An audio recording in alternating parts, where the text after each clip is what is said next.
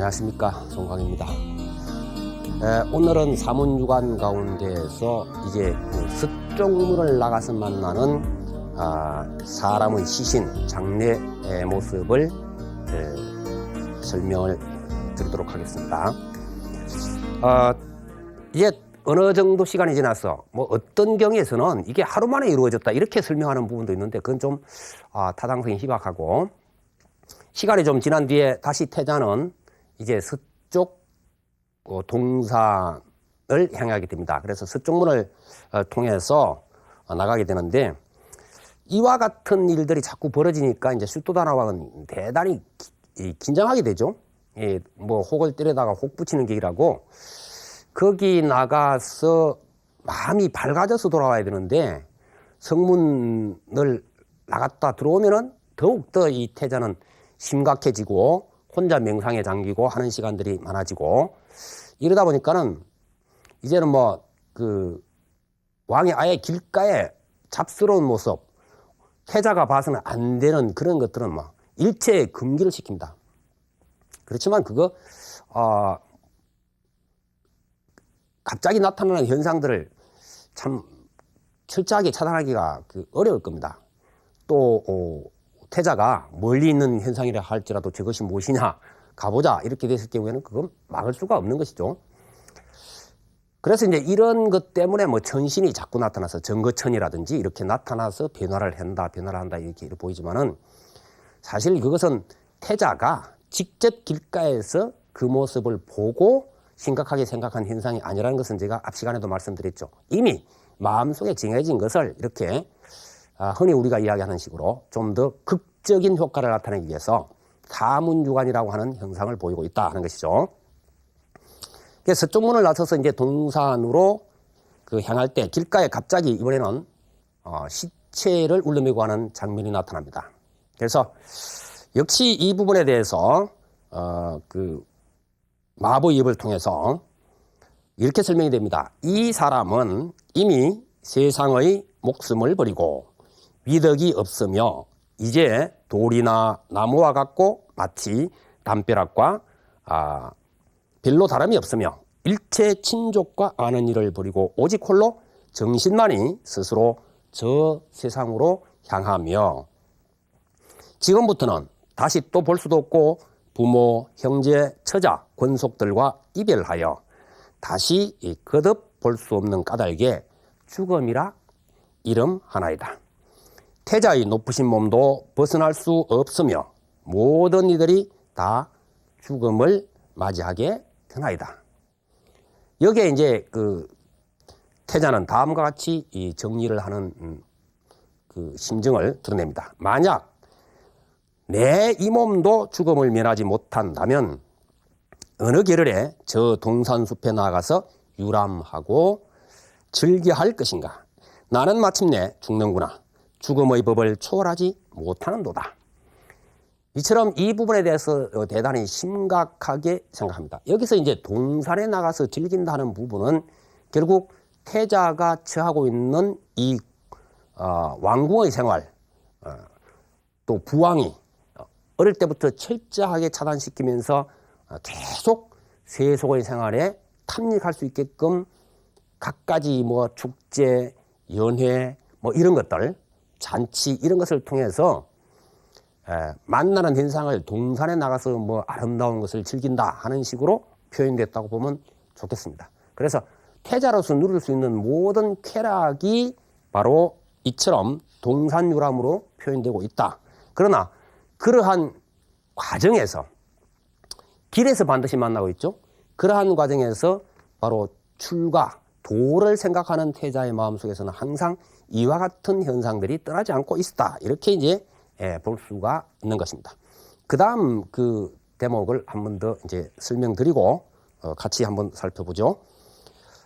태자가 이번에는 이제 북쪽 성문을 나가서 동산을 향합니다. 동산을 향하는데 길가에서 이번에는 출가사문을 만나게 되는 것이죠.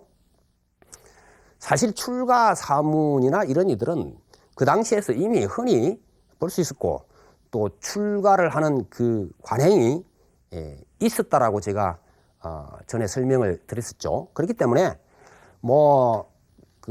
어릴 때부터 제왕의 길을 가기 위해서 갖가지 학문을 익히고 그 당시의 사상이라든지 이런 것을 다 섭렵한 태자가 출가사문이 뭔지 몰랐을 리는 없습니다. 그리고 만나지 않았을 리가 없고, 또 숲속에 들어가서 선적을 닦기를 좋아했던 태자의 입장에서 보면은 아마도 그동안 사문을 통해서 새로운 인생의 길을 찾았을 것이 이제 틀림없습니다. 그래서 지금 길에서 만나서 이야기를 나누는 과정으로 이렇게 함축되어 있지만은, 태자가 밖에 나가서 출가사문들과 많이 만나서 인생에 대해서 이야기를 했다고 보는 것이 훨씬 더 타당할 것입니다.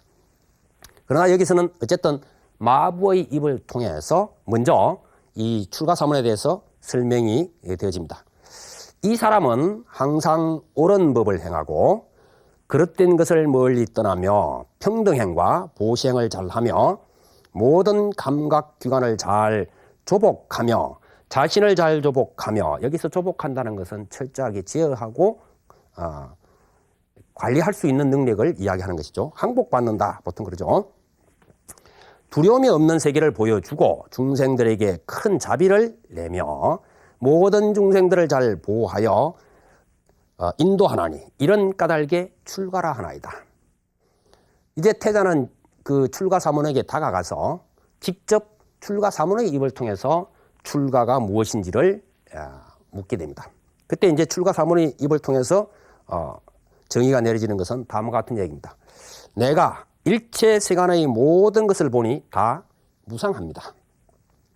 이런 것을 관하고 나서 일체 세속의 모든 일을 버리고 친족을 멀리 여의고 해탈을 구하기 위해서 집을 버리고 출가하여 이런 생각을 했습니다. 어떤 방편을 향해서 모든 목숨을 살릴 것인가, 이런 까닭에 출가라 합니다. 이제 그 마부의 입을 통해서, 출가사무의 입을 통해서 출가가 무엇인지가 이렇게 정의되고 있죠. 이에 태자가 이제 찬탄하는 구절이 나옵니다. 이 자체는 태자가 이미 출가에 대해서 뜻을 굳히면서 나름대로 정리된 부분이다, 이렇게 볼 수가 있겠죠. 세간이 멸하는 법인 줄을 관찰하고 다함 없는 열반을 구하려고 하는구나. 원수나 친한 이에게 평등한 마음을 내고 세간의 욕망을 행하지 않는구나. 숲속에 들어 나무 아래 머물거나 혹은 무덤 사이나 맨 땅에 있으면서 일체의 인위적인 것들을 버리고 진리를 관하며 밥을 빌어 사는구나. 이건 이제 태자의 찬탄입니다. 물론 이 외에도 설명들이 굉장히 많이 나옵니다만 대표적인 구절들을 보면 이제 이렇습니다. 자, 여기서 죽음의 시체, 상녀의 모습을 보는 것과 출가사문의 모습을 이제 설명을 드렸는데, 네 가지 고통 중에서 죽음이라고 하는 것은 이게 이제 가장 그 한계성을 드러내는 것이죠. 늙는다는 것은 우리가 사실은 건강을 좀 유지한다, 이런 것들은 좀 가능하죠. 그래서 의학이 발달되면서 생명을 늘린다, 혹은 병에 대해서도 빨리 극복하는 법이라든지 이런 것들은 우리가 의술이 발달하고 하면서 여러 가지로 개선되고 그렇습니다. 그러나 이 죽는다는 부분은 아무리 의술이 발달해도 어떤 권력자라도 아무리 부자라도 이건 면할 수가 없었다는 것이죠. 그래서 이것이 이제 최종적으로 우리가 부닥치게 되는 인생의 한계점이 바로 죽음이라고 하는 것입니다. 앞에서 잠시 언급했지만 태자의 출가 동기라고 하는 것은 사실 인생의 근본 문제로 봐야 된다. 물론 중생제도의 차원도 있지만 이 부분도 결국 그 개개인의 중생들의 인생의 근본 문제와 접근하지 않으면 이건 곤란하다. 현실상으로 고통받는 부분을 해결하려 했다 하는 것은 조금 이거는 맞지 않다고 하는 것을 앞에 제가 설명을 드렸죠. 이제 이것들을 요약해 보면 이렇습니다. 바로 생로병사라는 것은 생사윤회의 부분이다. 제가 삼사라라고 설명했죠. 그래서 삼사라 자체가 생사요 또 윤회로 번역됩니다. 그래서 생사윤회 같은 이야기가 되겠죠. 생사란 말 자체가 윤회한다, 끌려다닌다, 이런 이야기입니다. 업에 끌려다닌다거나 이 부분은 나중에 업설이라든지 이런 쪽에 가서 다시 설명드리도록 하고, 생사윤회의 문제, 이건 어느 누구도 피해갈 도리가 없다는 것이죠. 우리가 앞에서 부처님의 전생 이야기에서부터 여러 가지 선해스님 이야기라든지 많은 것을 살펴봤습니다. 그 가운데 계속 이어지고 있는 줄거리가 생사윤회로부터의 해탈이었습니다. 그렇기 때문에 물론 그 가운데 중생제도라고 하는 부분도 같이 나옵니다만은 우선 먼저 나오는 것이 부처님의 전생에서부터 시작해서 자신의 그 주된 문제가 바로 이 생사윤회로부터의 해탈이라는 것이죠. 이 부분은 뭐 나중에 대승경전 조사로 갈 것 없이 뭐 계속 이어지고 있는 부분이다라고 이제 제가 설명을 드렸는데, 뭐 원효대사 같은 분도 중생을 제도할 때 그랬다 그러죠. 뒤웅박 두드리면서 노래하면서 화엄경의 사상에 의해서 일체 무예인이 일도 출생사라. 어디에도 걸리지 않는 사람이라야 단박 생사윤회의 고리를 끊어버리고 자유로울 수 있을 것이다. 이렇게 이제 노래를 했다 그러는데, 사실 이 생사윤회의 부분은 출가자들의 그 화두와 같은 것이고 우리가 불교를 공부할 때 있어서 반드시 이거는 해결해야 될 화두와 같은 것입니다. 이 문제를 피해서 불교에 접근할 수 있는 길은 사실 없는 겁니다. 그건 핵심을 벗어난 것이죠. 그래서 이 문제를 반드시 해결해야 되는데, 사실 부처님께서 절대군주의 자리를 버렸다는 것도 바로 이 문제다. 앞 시간에도 제가 말씀드렸지만 이 문제를 해결하지 않고는 중생제도가 어렵다는 것이죠. 다시 말해서 스스로가 앞을 보지 못하는 사람이 다른 앞 못 보는 사람을 인도한다는 것은 있을 수가 없다라고 하는 얘기가 나중에 다른 경전에서 굉장히 많이 나오고 있습니다. 그래서 예컨대 뭐 물에 빠진 사람, 자기도 지금 물에 빠져서 목숨이 갱각에 달려서 허우적대는 사람이 뭐 다른 사람들 건져준다. 이거 불가능한 이야기죠.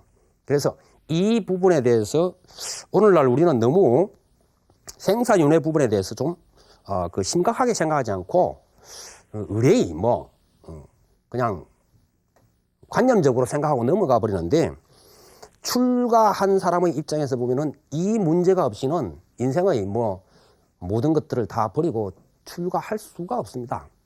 사실 제대로 된 출가를 한다면은 반드시 이 문제에 대해서 심각하게 봉착하고 이 문제에 대해서 해법을 찾으려고 무진 노력을 하다가 그게 어렵기 때문에 출가한 것이지, 그렇지 않으면 뭐 밖에서 그냥 살아가면서 하면 되는 것이지 굳이 출가할 이유가 없는 것이죠. 우리가 뭐 수행에 있어서 꼭 머리 깎고 해야만 아름다운 인생을 살 수 있고 뭐 그런 건 아니죠. 보람된 인생을 살 수 있다는 것은 결코 아닙니다. 그래서 출가에 있어서 이 생사윤회를 벗어나야 된다 하는 이 해탈이라고 하는 부분을 우리가 절대로 뒤로 미룰 수는 없는 것이다 하는 부분입니다. 따라서 이 부분은 권력이라든지 재력이라든지 혹은 명예나 학문으로 풀릴 수 있는 부분이 아니라는 것이죠. 이런 것으로 풀릴 수가 있다면 부지런히 돈을 벌어서 그걸로 풀면 될 것이고, 아니면은 참 우리가 대통령이 되든 뭐가 되든 풀면 될 것이고, 아니면은 참 박사학위를 여러 개 따가지고 풀면 될 것이고, 풀어가면 되겠지만은 그게 안 된다는 거죠. 누구도 이것은 피할 수가 없는 부분이다. 그래서 아마 그 시다르타 태자도 십수년을 갖가지로 방법을 찾았을 겁니다. 왜냐? 자기에게 그 주어진 짐이 있었기 때문에 그 짐을 자기가 능히 잘 수행하면서 이 생사윤회를 해탈할 방법을 분명히 찾았을 겁니다. 그 기간이 십수년이 흘렀지만은 결국 불가능했다, 이렇게 볼 수 있는 것이죠. 그래서 마지막에 출가사문을 만났다는 것은 결국 출가사문을 통해서 새로운 인생, 생사 문제를 해결할 이 결론을 내린 것이다, 이렇게 볼 수가 있습니다. 우리가 이제 출가에 대한 정의를 앞의 대화에서 한번 다시 살펴보도록 하겠습니다. 먼저 세간의 모든 것이 무상함을 관해서 그에 대해서 집착을 놓아버리고 자신을 잘 지혜해서 항복을 받는다는 것이죠. 그래서 조복이란 말 자체가 더 이상 이리저리 흔들리지 않는 그러한 경지에 들어가는 것을 이제 이야기하는 것인데, 이렇게 해서 모든 것으로부터 자유롭게 된 것을 우리는 해탈이라 하는 것이다. 절대적 자유, 이걸 이제 해탈이라 하는 것이죠. 바로 이 경지에 이른 예는 후에 바로 중생들에게 더 이상 두려움에 떨 필요가 없는 세계가 있다고 하는 것을 보여주는 것이고, 또 자비를 베풀어서 갖가지 방법으로 중생들을 보호하고 이끌어주는 것이다. 이런 이야기입니다. 태자의 그 찬탄에서도 표현되었다시피 담 없는 열반을 구하는 것이 목적이 되고 있는 것이죠. 그리고 그 목적을 위해서 세상의 그 어떤 것이든 연연하지 않고 진리에 대해서 관찰해가는 생활이 곧 출가의 1차적인 모습이다. 이렇게 볼 수가 있습니다. 이건 사실 이제 그 태자가 뜻을 정한 내용이다. 이렇게 보면 되겠습니다. 자기 결심한 내용이다. 그래서 부왕에게 출가의 그 뜻을 밝히고 허락해 줄 것을 수없이 간청합니다.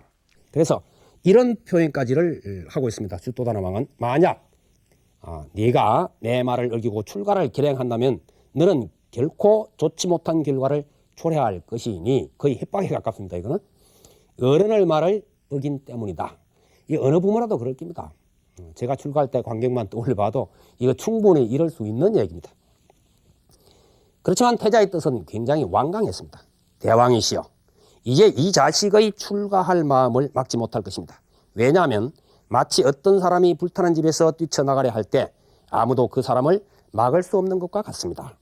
만약 사람이 세간에 있으면서 죽어서 이별하는 것을 깨닫고도 그로부터 벗어나지 못한다면 옳은 일이 아닙니다. 어떤 사람이 일을 하다가 죽을 때가 가까워졌는데도 빨리 그 일을 완성을 하지 못한다면 결코 그것은 지혜로운 삶이라고 할 수가 없을 것입니다. 차라리 모든 친족과 헤어질지언정 앉아서 죽기만을 기다릴 수는 없으니 하루라도 빨리 출가를 해야겠습니다. 이처럼 그 이미 오랫동안 출가의 결심이 확고부동한 자리에 들어갔습니다. 그렇기 때문에 이건 뭐 갑자기 출가 사문 보고 출가해야 되겠다 이런 것은 아니었고, 이러한 태자의 그 심중에 여러 가지 그 나중에 이제 살펴드리겠습니다만은 여러 가지 인간적인 모습들이 있습니다. 갈등이. 그래 이제 그런 것을 넘어서서 결국 출가할 수밖에 없는 이 절박한 심정이 이와 같이 표현된 것이다. 이렇게 보면 되겠습니다. 바로 이러한 그 심경에 이르렀을 때 비로소 그 출가가 가능하시고, 이런 심경으로 출가한 사람만이 결국 그 올바른 출가 생활을 해나갈 수 있다. 수행 생활을 해나갈 수 있다 하는 부분을 이 시간에는 그 설명을 드리면서 이제 출가를 결행하는 과정을 다음 시간에 설명을 드리도록 하겠습니다. 여러분 성불하십시오.